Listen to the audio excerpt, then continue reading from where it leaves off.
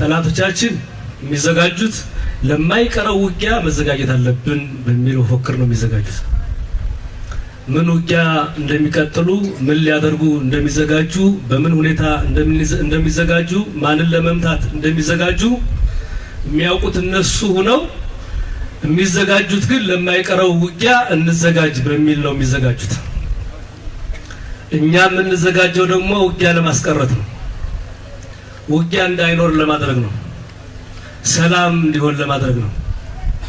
ውጊያ ማንም ሰው እንዳያስባት ለማድረግ ነው። ውጊያ በኢትዮጵያ ዳግም እንዳይኖር ለማድረግ ነው።